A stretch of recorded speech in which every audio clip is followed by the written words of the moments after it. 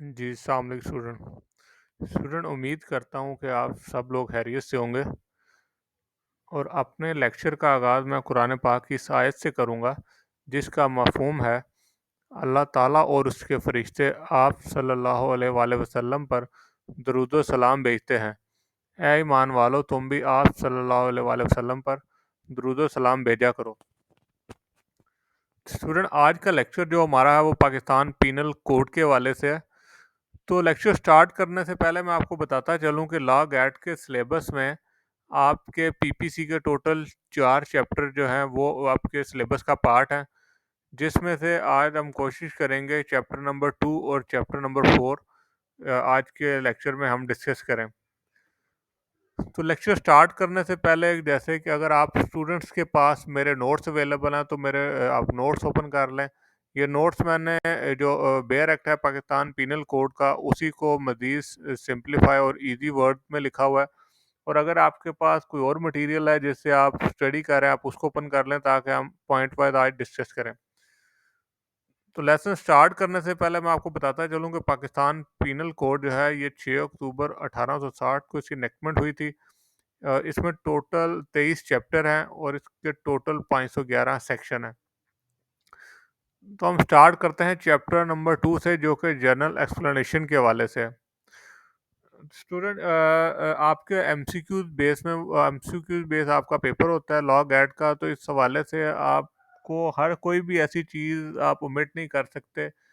कि उसको बिल्कुल इजी समझ के या उसको यूजलेस समझ के। तो ये जर्नल जो एक्सप्लेनेशन है वो पढ़ने में और समझने में तो बहुत इजी है, लेकिन फिर भी ये आप सबके इल्म में होने चाहिए। तो हम स्टार्ट करते हैं। इसमें टोटल जो जर्नल एक्सेप्शन है वो 52 हैं, और मैं उनमें जो मोस्ट इम्पॉर्टेंट हैं वो आपसे आज शेयर कर रहा हूँ। तो सबसे पहले जेंडर है। जेंडर के हवाले से पाकिस्तान पीनल कोड में ना प्रोनाउंस ही का प्रोनाउन यूज़ किया गया है, या फिर मेल या फीमेल का वर्ड जो है जेंडर के तौर पे यूज़ किया गया है। जो जो वर्ड का पर्सन है पीपीसी में वो कंपनी और एसोसिएट के लिए यूज़ किया गया है। पब्लिक का वर्ड जो है ये जनरल पब्लिक जो है और कम्युनिटी के लिए यूज़ किया गया है। अगर कहीं भी पब्लिक का वर्ड आएगा तो इट्स मीन कि वो जनरल पब्लिक या किसी कम्युनिटी के लिए यूज़ किया गया। नेक्स्ट है servant of the state. Servant of the state से मुराद वो सारे अफसर हैं जो गवर्नमेंट के एम्प्लॉयज़ हैं, वो सर्वेंट ऑफ द स्टेट में फॉल करते हैं। जजेस के, जैसे कि आप जानते हैं, जजेस के जो जिनके पास एविडेंस प्रेजेंट किए जाते हैं और वो लीगल उसको प्रोसीडिंग करते हैं, वो जज कहलाते हैं। मूवेबल प्रॉपर्टी वो होती हैं कि जो शिफ्ट की जा सकती हैं, कि जो लैंड के साथ जो है वो अनेक्ट नहीं, अटैच नहीं है। बाकी वो सारी प्रॉपर्टी जो होती हैं जो लैंड के साथ अटैच ना हो, वो मूवेबल प्रॉपर्टी कहलाती हैं। Wrongful gain. रॉन्गफुल गेन है कि कोई गैर कानूनी तरीके से अगर कोई फ़ायदा उठाता है या उठाने की कोशिश करता है तो उसे रॉन्गफुल गेन कहेंगे। ये सेक्शन 23 में फॉल करता है। नेक्स्ट है रॉन्गफुल लॉस। इसी का सब पार्ट है ये रॉन्गफुल गेन का, कि कोई भी किसी गैर कानूनी तरीके से किसी को उसके हक से महरूम रखता है तो रॉन्गफुल लॉस कहलाएगा। डिसऑनेस्टी जो है ये सेक्शन 24 में डिफाइन है, कि कोई भी काम जो किसी बद नियति के साथ किया गया हो, जिसमें बैड इंटेंशन इन्वॉल्व हो, तो डिसऑनेस्टी कहलाएगा। फ्रॉडुलेंटली जो है ये सेक्शन 25 में इसकी डेफिनेशन है। तो इसके तहत जालसाजी के साथ जो भी काम किया गया हो वो फ्रॉडुलेंटली कहलाएगा। सेक्शन 26 है रीज़न टू बिलीव। इसको मैं आपको आसान अल्फाज में अगर इसकी मैं एग्जांपल समझाऊँ, तो अगर कोई आप शादी के तकरीब में आप देखते हैं कि दो पेयर आपस में इकट्ठे बैठे खाना खा रहे हैं और वो इकट्ठे अपने फोटोग्राफ्स बनवा रहे हैं, तो एक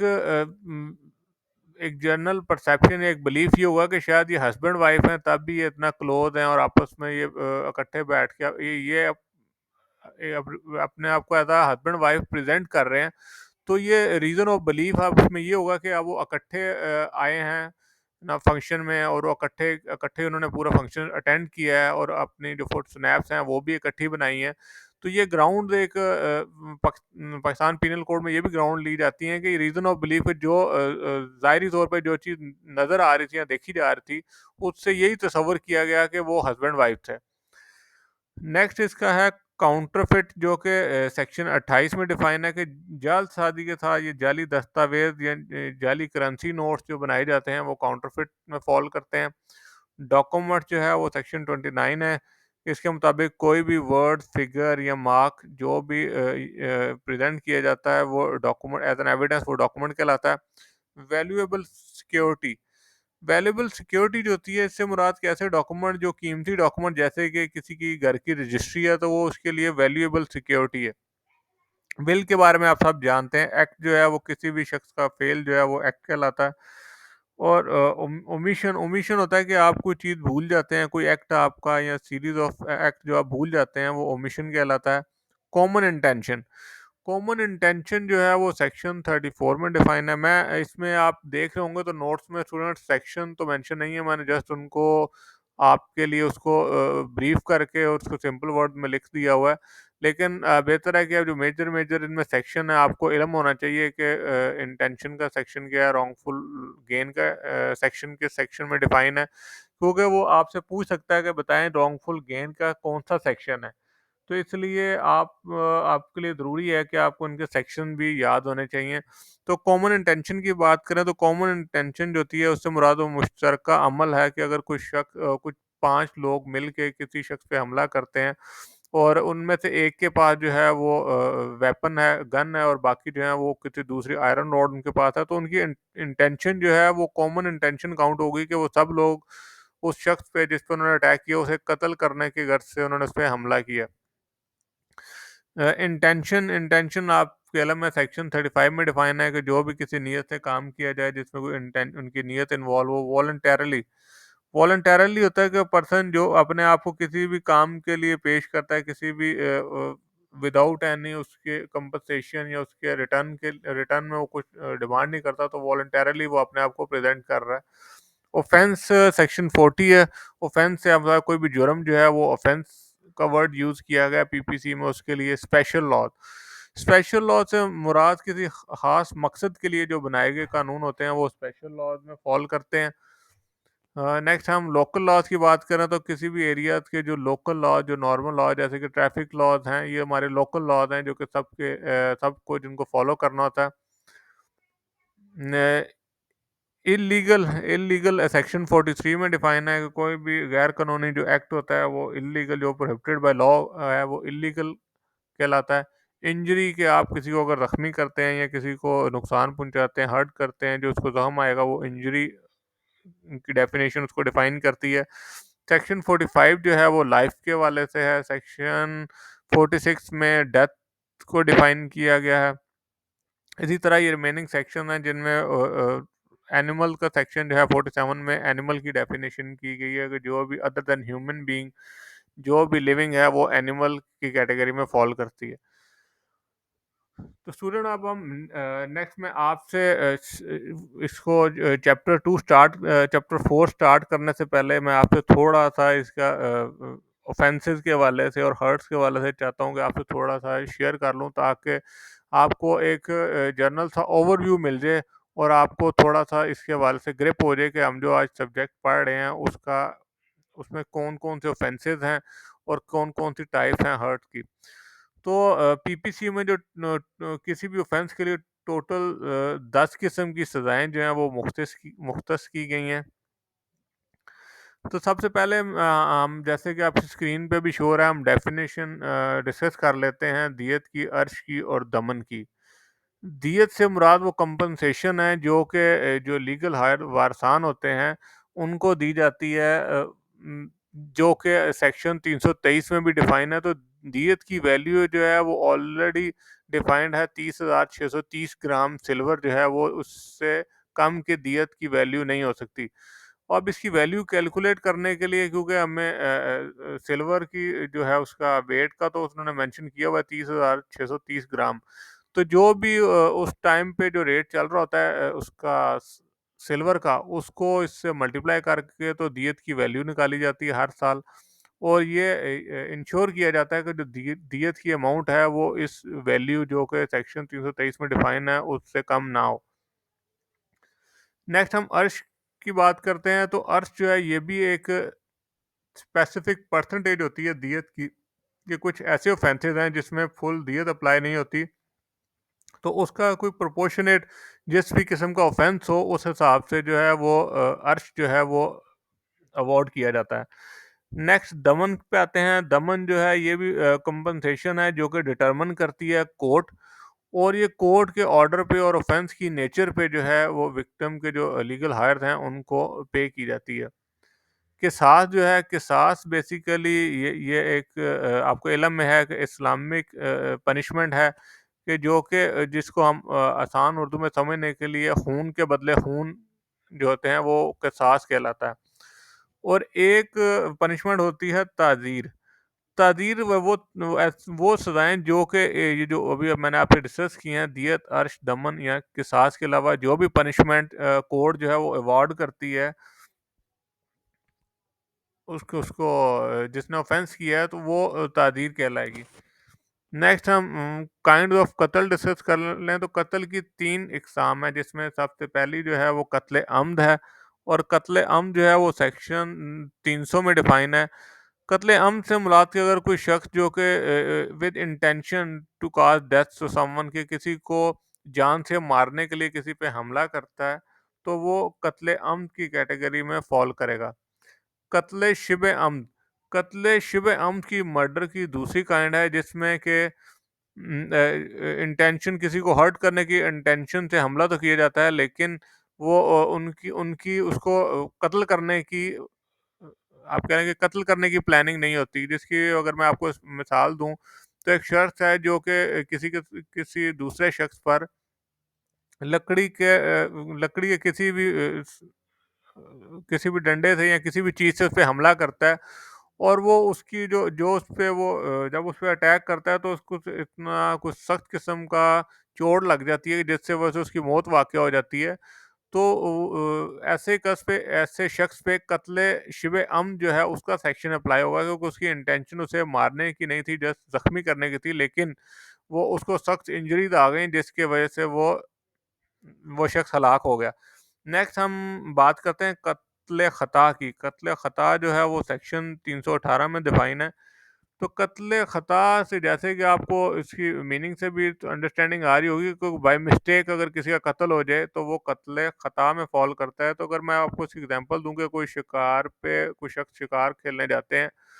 और वो जो जो शिकारी है वो निशाना लेता है हिरन का, लेकिन वो मिस्टेकनली वो गोली जो है वो किसी शख्स को लग जाती है, जाके हिरन के बजाय वो किसी और को जाके गोली लगती है और उसकी डेथ वाक़या हो जाती है, तो ये कत्ले ख़ता की कैटेगरी में फ़ॉल करेगा। और कत्ले बिस्सबब जो है वो सेक्शन 312 में डिफाइन है कि कत्ले बिस्सबब से मुराद कि कोई भी ऐसा एक्शन या कोई भी ऐसा काम जिसकी वजह से अननोइंगली किसी की डेथ वाक़या हो जाती है तो वो कत्ले बिस्सबब कहलाएगा। तो इसकी अगर एग्जांपल मैं आपको मज़ीद इसको सिंप्लीफाई करने के लिए आपसे शेयर करूँ तो कोई शख्स जो है वो जिसने घर के सामने अपनी घर की जो ड्रेन है वो डलवाने के लिए कोई डिगिंग करवाता है, वहाँ पे कोई गड्ढा खुदवाता है, लेकिन वहाँ पे कोई मार्क नहीं रखता, कोई निशान नहीं रखता, और गुजरने वाला शख्स जो है वो हादसाती तौर पे उसके अंदर गिर जाता है और उसकी मौत वाक़या हो जाती है। तो कोई भी जो ऐसा एक्ट होएगा उसको कत्ले बिस्सबब में फ़ॉल करेगा। नेक्स्ट हम बात करते हैं काइंड ऑफ हर्ट की। तो हर्ट के आपको जानते हैं, हर्ट की 2 किस्म की काइंड है, इतलाफ़ उद और इतलाफ़ सलाहियत उद। तो द वर्ड इतलाफ मीन टू डिस्ट्रॉय, ठीक है। द वर्ड उद मीन लिम्ब और ऑर्गन, के इतलाफ उद से मुराद के जो आपका लिम्ब या बॉडी का कोई भी ऑर्गन पार्ट है अगर वो डिस्ट्रॉय हो जाता है तो वो इतलाफ उद कहलाएगा। और इतलाफ सलाहियत उससे मुराद मुराद हुएवर डिस्ट्रॉय और permanently impair the function power of capacity of an organ of the body, कि अगर कोई भी आपका परमानेंटली आपका बॉडी का पार्ट जो है वो अगर अपना फंक्शन परफॉर्म करना छोड़ देता है तो इतलाफ सलाहियत से उसमें फॉल करेगा। तो इसकी एग्जांपल है कि अगर किसी शख्स की आंख फोड़ दी जाती है और उसकी एक आंख ज़ाया हो जाती है और वो उस आंख से देखने के काबिल नहीं रहता, तो वो इतलाफ़ सलाहियत-ए-उद में फ़ॉल करेगा। स्टूडेंट, अब हम शुजा को डिस्कस करेंगे। तो शुजा एक अरेबिक वर्ड है जिसका मीन इंजरीज होती हैं ऑन हेड और फेस। तो शुजा की फर्दर आगे 6 काइंड्स हैं और मैं आपसे अब सारी काइंड जो हैं वन बाय वन डिस्कस करूँगा। तो सबसे पहले शुजा खफीफ़ा। शुजा खफीफ़ा से मुराद कि अगर किसी शख्स के चेहरे पर हमला किया जाता है और उसकी सूरत में उसके चेहरे पे कोई ज़ख्म आ जाता है तो वो शुजा खफीफ़ा में फ़ॉल करेगा। नेक्स्ट है शुजा मुदीहा। शुजा मुदीहा के तहत अगर किसी के चेहरे पे शख्स के चेहरे पे हमला किया जाता है और उसकी सूरत में उसके चेहरे पे ज़ख्म भी आता है और उसकी हड्डी जो है वो ज़ाहिर हो जाती है लेकिन फ्रैक्चर नहीं होती, तो शुजा मदीहा कहलाएगा। और अगर उस हमले की वजह से उस शख्स के चेहरे की हड्डी जो है वो नुमायाँ हो जाती है और साथ फ्रैक्चर भी हो जाती है, तो फ्रैक्चर होने की सूरत में शुजा हाशमिया का ऑफेंस जो है वो अप्लाई होगा। नेक्स्ट जो फोर्थ इसकी काइंड है शुजाए मुनाकिला। तो शुजाए मुनाकिला के तहत अगर किसी शख्स पे हमला किया जाता है उसके चेहरे पे, उसके हेड पे या फेस पे, और उसकी सूरत में उसका जो है उसकी हड्डी जो है वो फ्रैक्चर भी हो जाती है और अपनी जगह भी छोड़ जाती है, अपनी जगह से हिल जाती है, तो वो शुजाए मुनाकिला कहलाएगा। तो इसकी अगर मैं आपसे एग्जांपल शेयर करूं तो अगर किसी शख्स ने हमला किया दूसरे शख्स पर और उस शख्स की नाक की हड्डी तोड़ दी है और सिर्फ हड्डी टूटी नहीं है बल्कि वो हड्डी अपनी जगह से सिरक भी गई है, तो उस केस में उस पर शुजाए मुनाकिला का ऑफेंस जो है वो अप्लाई होगा। नेक्स्ट शुजाए आयमा की बात करें तो इसके तहत अगर किसी शख्स के सर पे आईने किसी वार से चोट लगाई जाती है और उसकी सूरत में उसका सर जो है वो शदीद किस्म का ज़ख्मी हो जाता है और दिमाग की झिल्ली जो होती है वो जो है वो नुमायाँ हो जाती है लेकिन फटती नहीं है, तो उस पे शुजाए आयमा का ऑफेंस अप्लाई होगा। और अगर वो ज़रब लगने की वजह से उसकी दिमाग की झिल्ली फट जाए तो शुजाए दमीगा जो है वो उस शख्स पे अप्लाई होगा जिसने भी उसके ऊपर अटैक किया है। तो ये टोटल 6 काइंड्स हैं शुजा की। नेक्स्ट हम जुर्क की बात करते हैं। तो जुर्क जो है वो ड्राइव किया गया है जर से, कि जिसका मतलब है इंजरी। तो जर जो है ये बेसिकली अदर देन ह्यूमन के आपके हेड, जो किसी भी ह्यूमन के हेड या उसके फेस के अलावा अदर किसी भी बॉडी पार्ट पे इंजरी आएगी तो वो जर कहलाएगी। और जर के फर्दर आगे 2 काइंड हैं जुर की, जिसमें जैफा है और गैर जैफा है। तो स्टूडेंट, गैर जाफा को भी फर्दर आगे 6 सब काइंड में डिवाइड किया गया है, जिसमें सबसे फर्स्ट काइंड है दमिया। तो दमिया की सूरत में अदर देन आपके हेड और फेस के अगर कोई इंजरी आती है और आपका खून बहना शुरू हो जाता है शख्स का जिसके ऊपर हमला किया गया, तो दमिया का सेक्शन अप्लाई होगा। और बादिया के केस में होता है कि अदर देन हेड और फेस गोश्त अगर फट जाता है और हड्डी नुमायाँ हो जाती है उस शख्स की जिस पे हमला किया जाता है, तो बादिया का ऑफेंस अप्लाई होगा। नेक्स्ट ऑफेंस है काइंड है गैर जैफा की मुतलामिया। तो मुतलामिया की सूरत में अगर किसी शख्स पे हमला किया जाता है अदर देन उसके हेड और फेस के, और उसका जो गोश्त है वो उसका गोश्त फट जाता है और उसकी हड्डी जो है वो अपनी जगह से नज़र आना शुरू हो जाती है लेकिन अपनी जगह से सिरकती नहीं है, तो मुतलामिया कहलाएगा। और अगर वो हड्डी अपनी जगह से सिरक भी जाएगी तो मुदीहा का ऑफेंस जो है वो अप्लाई होगा। नेक्स्ट हम बात करते हैं हाशमिया की। हाशमिया के केस में जिस शख्स पे हमला किया गया उसकी हड्डी टूट गई है, फ्रैक्चर हो गई है,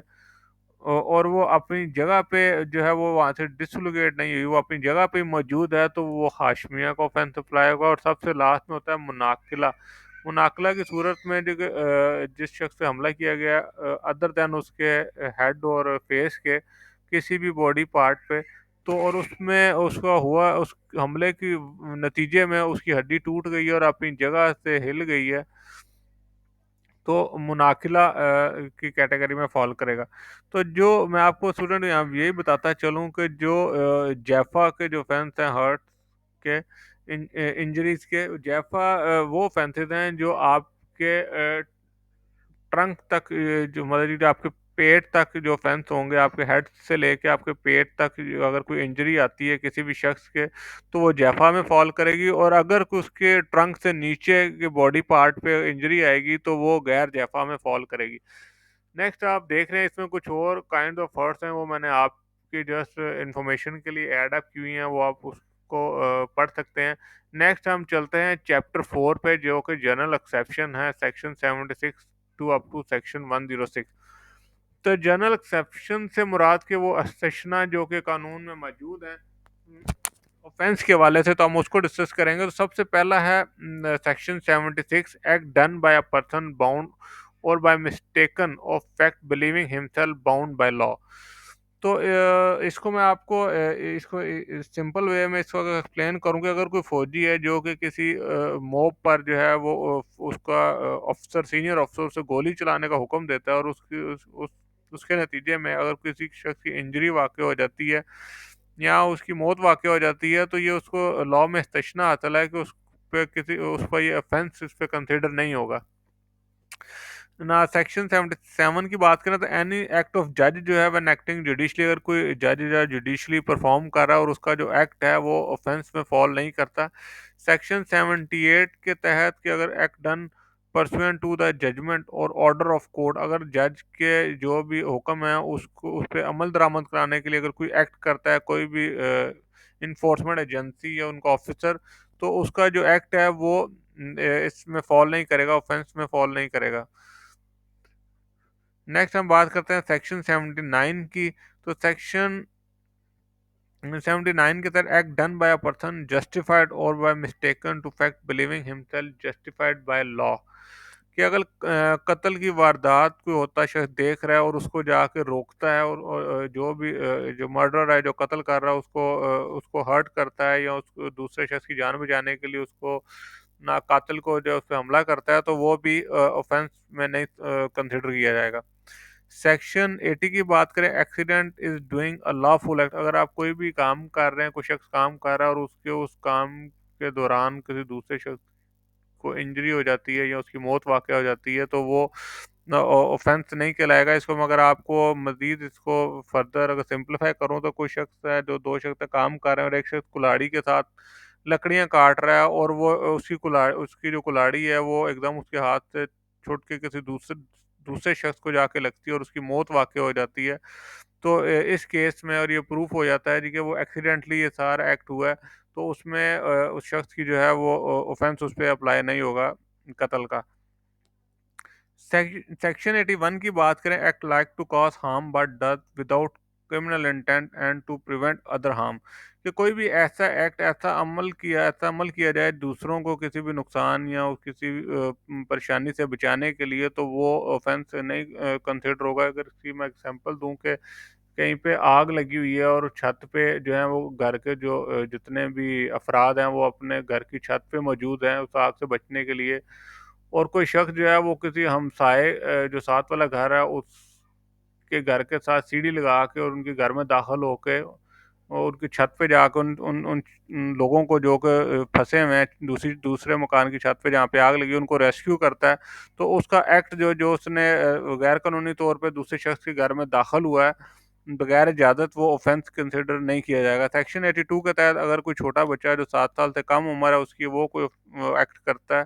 जिसमें किसी को नुकसान पहुंचता है, तो वो ऑफेंस कंसिडर नहीं किया जाएगा। सेक्शन 83 के तहत act of a child above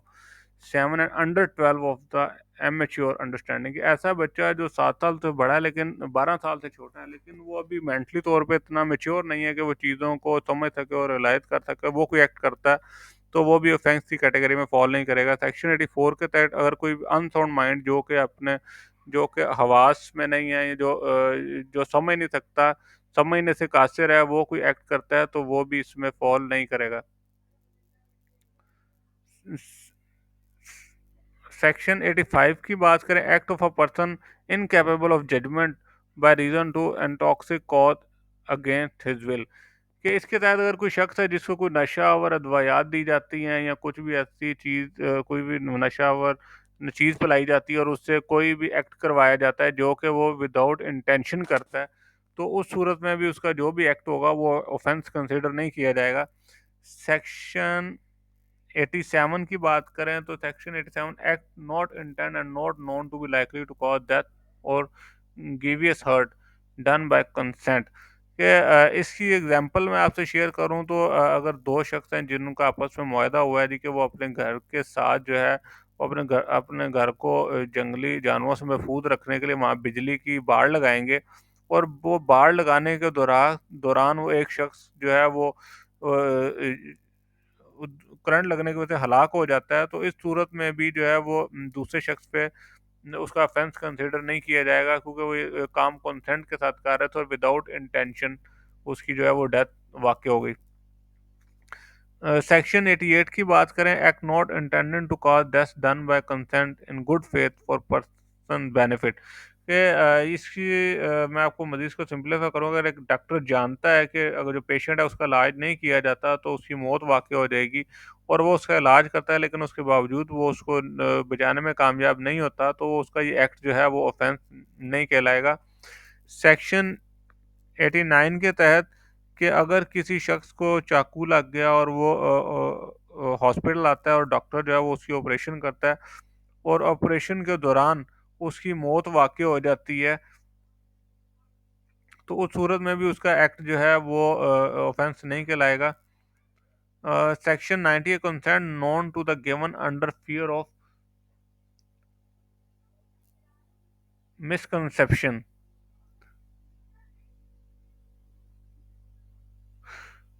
इससे मुराद कि किसी भी जो कोई बच्चा या ज़हनी माजूर जो है शख्स है उसका कोई अमल जो है वो अगर वो कोई ऐसा अमल करते हैं जिसकी वजह से किसी को हर्ट या डेथ काज होती है तो वो उस पर ऑफेंस उस पर नहीं चार्ज लगेंगे। सेक्शन 91 की बात करें, exclusion of act which are offence independently of harm cause कि इसमें जो एग्जांपल मैं इसको अगर आपको कोट करूं तो अगर कोई खातून है जिसकी जान को खतरा है और वो उसका उसका डॉक्टर जो है वो मिस कैरेज उसका मिस कैरेज उसको रिकमेंड करते हैं या उसका मिस कैरेज करते हैं या उसको कोई ऐसा ट्रीटमेंट के दौरान उसका मिस कैरेज हो जाता है, तो उनका जो एक्ट है वो ऑफेंस में कैटेगरी में फॉल नहीं करेगा। सेक्शन 92 की बात करें, act done in a good faith for benefit of a person without consent कि जहाँ पे किसी शख्स को बचाने के लिए कोई एक्ट किया जाए,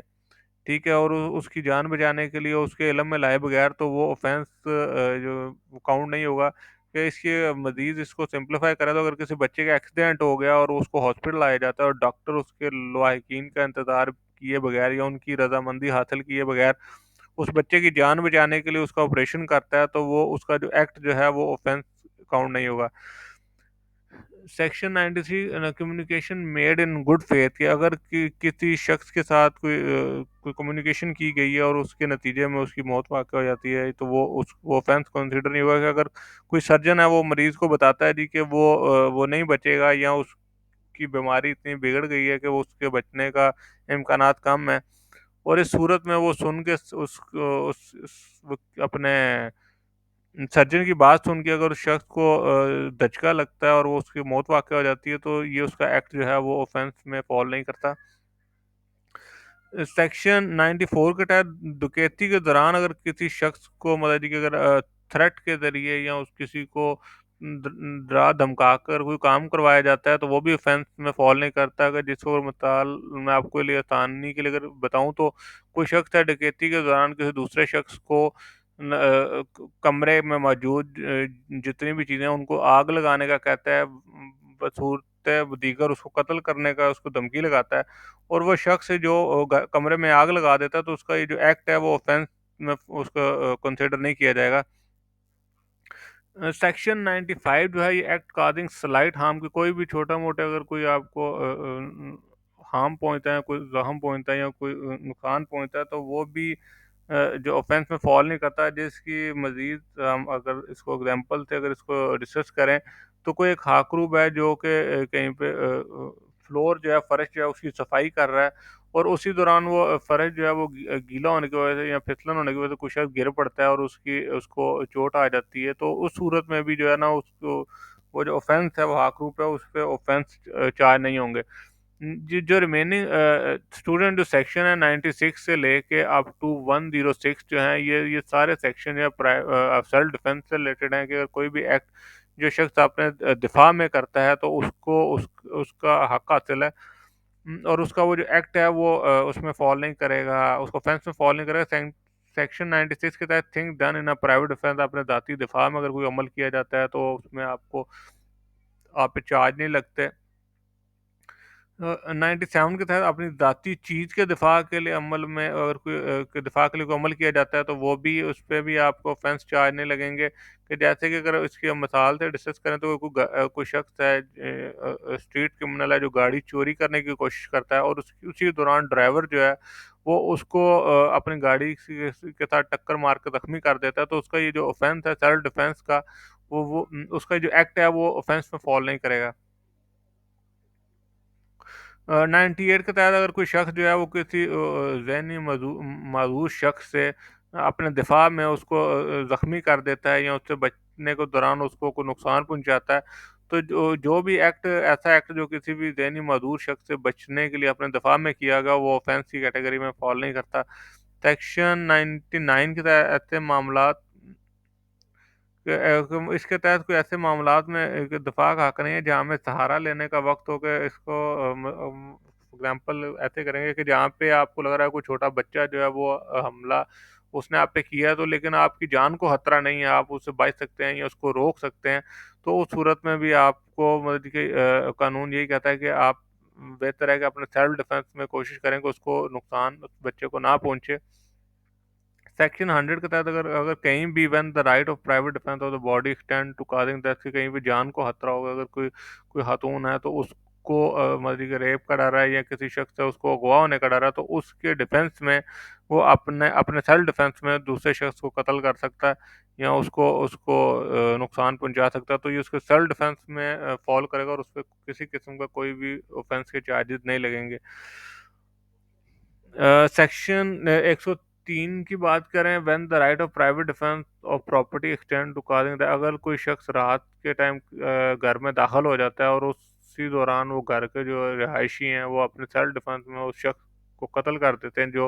रात के घर डकैती डकैती या चोरी की नीयत से दाखिल हुआ है, तो वो भी सेल्फ डिफेंस की कैटेगरी में फॉल करेगा। इस सेक्शन 106 है, सेक्शन 106 के तहत कि अगर कोई मॉब है जिसने अटैक कर दिया और उस मॉब में बच्चे भी शामिल हैं, ठीक है, और जो जो शख्स जिस पे अटैक किया गया है वो अगर अपने दिफा में फायर करता है और वो किसी बच्चे को जाके लगता है और उसको उसकी मौत वाक़ हो जाती है या उसको वो ज़ख्मी हो जाता है, तो उस शख्स का जिसका सेल्फ डिफेंस जिसने सेल्फ डिफेंस में ये एक्ट किया वो ऑफेंस में कंसिडर नहीं हुआ। इसकी मैं अगर आपसे एग्जांपल शेयर करूँ तो आपके इलम में जो कुछ दिन पहले श्रीलंकन एक शहरी के साथ जो वाकया पेश आया सियालकोट में, तो उस केस में उसके ऊपर मॉब ने अटैक कर दिया था। अगर उसके पास कोई वेपन होता या वो कुछ चीज़ अपने सेल्फ डिफेंस में यूज़ करता और किसी दूसरे शख्स को सीरियस इंजरी पहुंचाता है या उसके कुछ और उसके लिए डेथ का हो जाती, तो उस केस में भी उसके ऊपर ऑफेंसेस ऑफेंस या उस पर चार्ज नहीं लगने थे।